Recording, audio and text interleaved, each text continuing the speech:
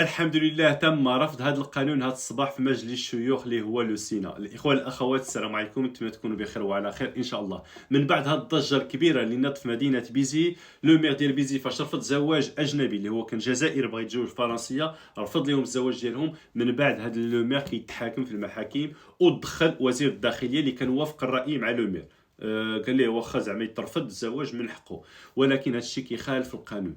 الوغ الاخوه الاخوات، فاش تفاعل لو سينا، لو كونساي كونستيتيسيونيل ولا لا كوميسيون دي لوا رفضت رفضا تاما هذا القانون باش يدوز، حيت لا كوميسيون دي لوا a considéré qu'il s'agissait d'une loi anticonstitutionnelle dont sa jurisprudence est aussi contraire à l'article 2 de la CEDH, la Convention européenne des droits de l'homme, l'article 2 et 4 et 16 de la Déclaration universelle des droits de l'homme et l'article 16 du pacte de New York.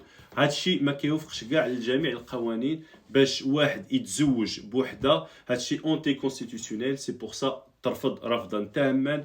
اي واحد هنا في اوروبا من حقه، واخا ما عندوش الوراق ولا سوزوكوتيف ولا اللي كان عنده حق، هذا حق من الحقوق ديالو هنا في فرنسا، يتزوج باي واحد كما كان عنده الجنسيه ولا عنده كارتيجور، عنده الحق يتزوج.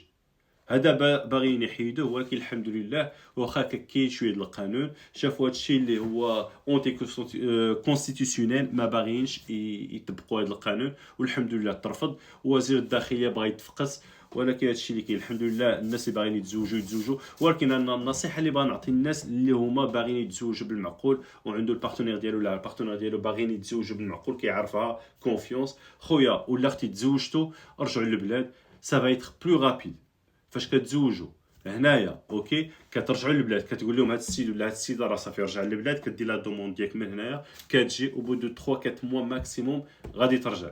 ولكن فاش كتدفع الوراق ديال هنا كيخصك 6 موا دو في كومين، كيخصك بزاف التخربيق، طلع وهبط طلع وهبط، لا بروسيدور كتعطل عليكم. الوغ تزوجتي كتعرف الانسان ولا الانسان اللي قدامك بان راه معقول، ماشي شي حاجه تفليات ومزوجين فريمون بالمعقول، خويا ولا اختي سير رجع للبلاد. لا بروسيدور كدار ماكسيموم 4 شهور، وحتى ما كتكونش نونكيت، حيت لانكيت كدوزها ديجا هنايا فاش كتزوج. في سميتو في القنصليه تما راه لا بروسيدور كدوز عاديه، كيدفع الدوسي ديالك، كتمشي كتدفع الباسبور ديالك وكتشد الفيزا ديالك وكترجع. هادشي اللي كاين.